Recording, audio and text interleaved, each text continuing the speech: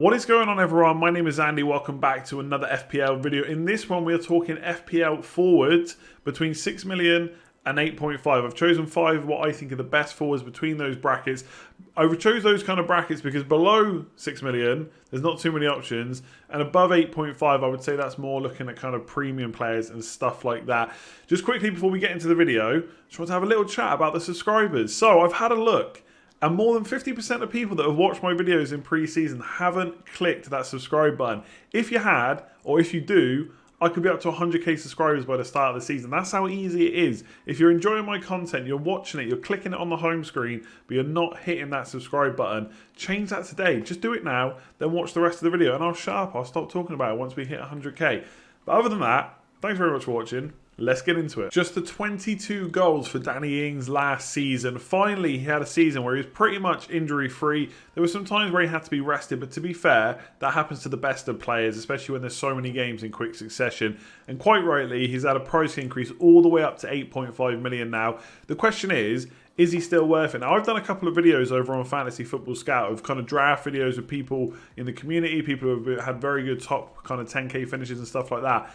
And there's been a few now where Danny Ings has been in, and I've probably been overlooking him a little bit, given his propensity to kind of get a lot of goals in that Southampton team. He's very heavily involved. He is the main man. 22 goals last year, absolutely incredible. And of the players that I'm looking at on the list, his non-penalty XG was the second highest out of all players that I'm going to talk about today. So pretty decent, obviously, for a player. 22 goals without penalties. He did take one near the end of the season and did miss, which was a bit unfortunate. But still, very, very good. So 0.5 expected goals per minute is decent. And sometimes when you look at per 90 stats, you have to put into context how often that player actually plays 90 minutes. Now, in the past, Danny Ings was not that player, but now he's kind of an 80 to 90 minute man. So those stats are pretty good. And you'd expect that he'd keep getting those chances. The Saints team is not going to change that much. We know Højbjerg's gone, but he didn't play a great deal of games post-lockdown anyway. So that team's going to come out fighting. They did extremely well last year. I think they finished in the top 10, scored plenty of goals as well. And the opening fixtures are quite good too. So Palace away, Spurs at home, Burnley away, and West Brom at home is a pretty nice opening. They get to play a newly promoted team, Palace on the opening day, who in the past have not been a good team to target defensively. But again, post-lockdown, they were pretty awful themselves. So that's one thing to consider too. So very involved in the Southampton attack. If they score a goal, you think he'd be involved either for an assist, or they only got 2 last year, or more importantly, scoring goals. And 0.5 million more, you can get the likes of Martial, so that might be something to consider. But obviously, to start off the season, especially in game week 1, he could be one of the best bets for that price. For the same price as Ings, you could get Jimenez instead. Now, I will say straight away, I think for the opening couple of game weeks, due to the fixtures, I do think Ings is the better option than Jimenez. But perhaps past that, it's a little bit closer. So he did really perform well again last year after coming into the league the year before that, which again, he did really well that year as well. Much cheaper price at that point, but he's obviously had a price increase to 8.5 million because of the amount of points he got. 194, very close to that big 200 mark. Very decent player, and I don't really see why he wouldn't do that again. Now, there's a lot of speculation about transfers at Wolves. Will they bring in another left back? How long will Johnny be out for? We think it's going to be quite a while, so Vinagre should play.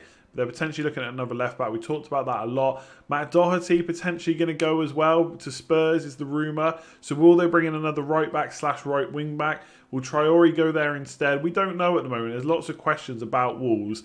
And people are a little bit worried that when maybe Doherty does go and the fact they're without their first choice left back, that's going to kind of hinder Jimenez's goal potential. But there's other players in that team that create plenty of chances. Got a really decent midfield. Jota, when he plays, Neto Podence can help out as well. And Traore, of course, assisted quite a few goals for Jimenez last year too.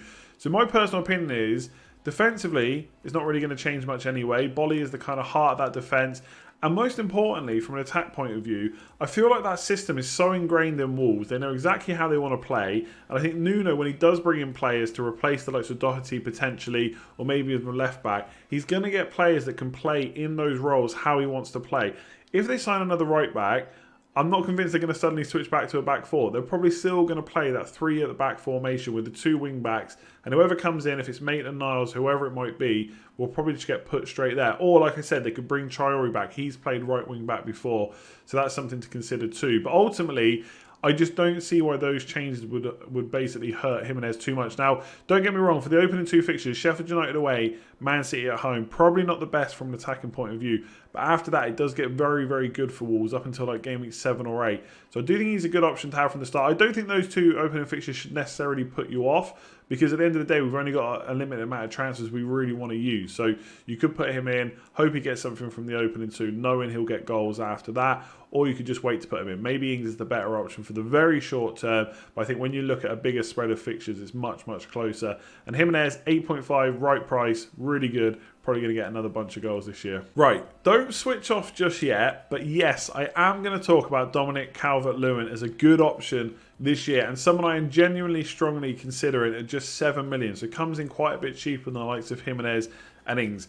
And one thing I've talked about before, I would try and not have too much bias when it comes to FPL. So what I'm going to see a lot of people say when they see that Calvert-Lewin is on the screen right now, and I'm sure when I go and look at the comments, there'll be people that have already switched the video off, and they're going to tell me how bad he is. Now, don't get me wrong. From game week 30 to game week 38, post-lockdown period from last year, he didn't score, he was awful, Everton were awful. But do not forget that before lockdown, there was a time when he was almost considered essential. He was getting so many shots off, really good quality chances, scoring plenty of goals. He did score 13 last year, so one less than Chris Wood.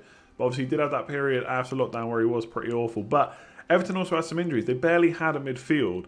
So what I would say is, there's no harm in thinking that post-lockdown is a good way of kind of seeing whether players are worth going for. Absolutely not, because a lot has changed obviously from the earlier part of the season, so it's fair enough to include that in your thinking. But also, Everton didn't have much to play for. If they make some new signings, especially for midfield, I would strongly consider it. Now, obviously, it depends who they bring in. There's like James Rodriguez they're talking about. Let's wait and see if that actually happens. But Decore from Watford could be an option. If he comes in, that would really bolster that midfield. I think that's one of the key areas they're missing. So if he looks like he'd start the season, I really do think he could be a good option. We've got to look at pre-season, because they've been playing this kind of 4-4-2 with two up front, Richarlison plus Calvert-Lewin. But they've got Moise Kean there as well. At some point, he might be given a go. But given how well Calvert-Lewin did and how many minutes he played under Ancelotti last year, I think he's still worth a look. Now, looking at the underlying stats, for the whole last season, his XG per 90 minutes was 0.5. So that's the same as Ings and slightly more than Jimenez. So the talent is there, he's getting the chances, and he can finish as well. So I think he's worth a look. And the fixtures are pretty good too. Spurs away, okay, tricky on the opening day. Then West Brom at home, Palace away, Brighton at home. I think they're good fixtures to start, and I do think he's going to get chances if they bolster that midfield. Now, I've not got Richarlison on this list. He could be another option, but personally, I'd rather save the 1 million for the other player that's playing up front and go for him. I think the stats look good. Yes, he wasn't good after lockdown. If you want to take that into account, absolutely you should. But if they buy some midfielders and suddenly they start looking a little bit better in that area, get the ball to Calvert-Lewin, get the ball to Richarlison and create good quality chances, and for 7 million, he could be a steal. So when FPL released and I saw his price at 6.5 million, I knew I'd probably want Antonio in my team at some point. Then the fixtures came out and it got a little bit worse. So Newcastle at home, decent. Arsenal away, potentially okay. They've not been defensively solid last season, but we did see some improvement under Arteta. Wolves at home, who are good defensively, and Leicester away. So by that point, they're going to have Evans back. They might have signed a new left back. Who knows about Ricardo? So it's hard to kind of guess what Leicester will be like. But they're also a pretty good defence on their day as well. So the opening fixtures are tricky. And depending on your strategy, you could start him from the short term, maybe for the first couple of fixtures, and then maybe see how Mitrovic is performing, how Che Adams is performing, who are cheaper, and go to them. You could also go to Chris Wood, who is the same price. But one of the reasons I like him, and I know not everyone likes a stat, but his stats were outrageous last season. Now, in terms of comparing him to some players, he only played 1,767 minutes. So his amount of minutes were kind of limited compared to maybe the likes of Salah or Sterling or players like that. But when we're looking at per 90 minutes, obviously all that's kind of taken into account for the most part. So his XG, his expected goals per 90 minutes last year was 0.64 for the whole season. That is higher than anyone else that was listed as a midfielder last year, apart from Sané. But Sané hardly played any minutes at all, and that was a really, really, really small sample size. So more expected goals per 90 minutes than Salah, than Sterling, all those players that we expect to score loads of goals. That is outrageous for someone like Antonio, who's only 6.5 million. Now, I know what a lot of people will say is, well, what about that Norwich game? He scored 4 goals. Well, two things about that. If you look at game week 1 to 34, before he played that Norwich game, his XG per 90 was still 0.5, so the same as Ings, the same as Calvert-Lewin. But on the flip side, why do you have to get rid of that game? Every other player pretty much got a chance to play against Norwich as well. They didn't get to score 4 goals. So why should he have that taken out? But either way, 0.5 or 0.64, whatever you think, for 6.5 million, that is very good. And like I said, every player gets the chance to play against Norwich.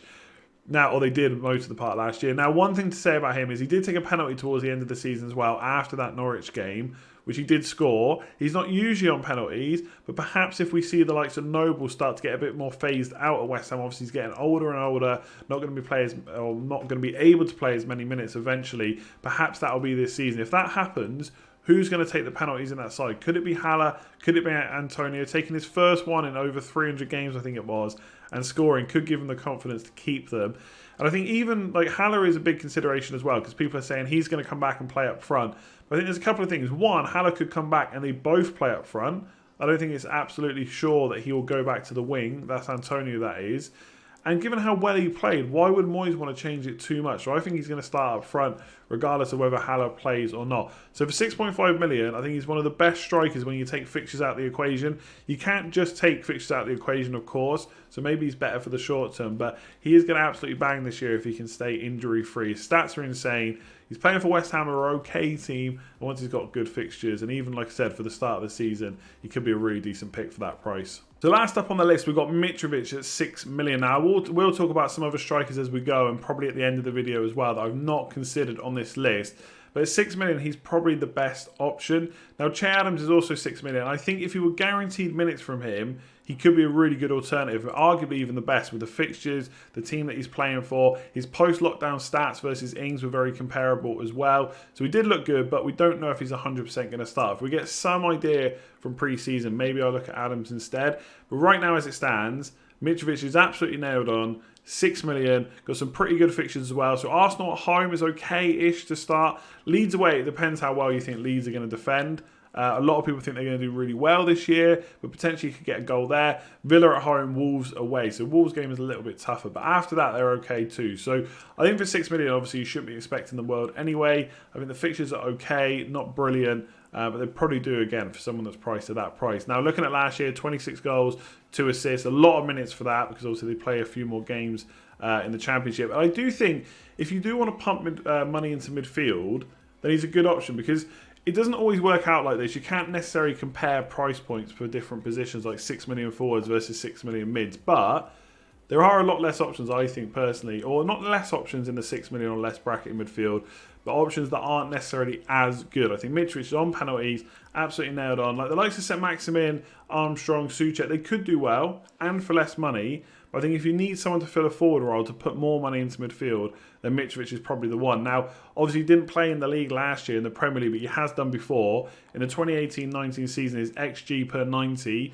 was 0.38. So not as good as other players on this list, but he's cheaper as well. He is playing for a newly promoted side, and that ain't bad. So considering he's on penalties and absolutely nailed on, right now he'd probably be my pick of the bunch at 6 million. Would I like to stretch to 6.5 and maybe go for Antonio for the first few, or a million more to get Calvert-Lewin potentially? If you don't have that money to stretch, and to be fair, it's pretty difficult to build a team and have, you know, really expensive players everywhere, Mitrovic could be the man for 6 million. So that's it for this one. Obviously, there's a lot of strikers in this price bracket which I've not talked about. So Lacazette, will he start? Will Nketiah get the nod there at 6 million? Whichever one of those two regularly starts could be a really good option for Arsenal, especially if they get that central role with Aubameyang on the wing. But right now, we just don't know. Haller, same price as Antonio. He could be a good option too, but right now I do prefer Antonio. Morpay at Brighton, the only thing that concerns me about them is the amount of rotation. He's not guaranteed to start every single week. And Richarlison and Adams I kind of mentioned when I was talking about kind of their counterparts basically, or you know, Adams 6 million versus Mitrovic and Richarlison 8 million versus Calvert-Lewin at 7. I do really like him.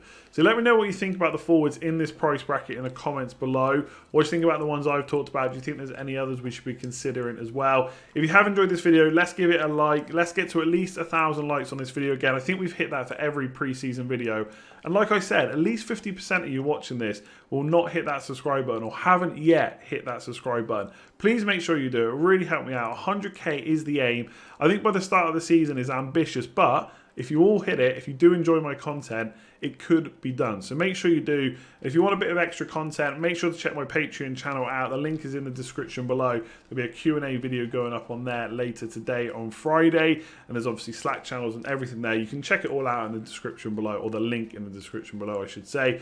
Otherwise, I will leave it there. I probably won't be back for a video on Saturday, but I will be back on Sunday with another video covering you right up until the season starts. Thanks very much for watching, and I'll see you later.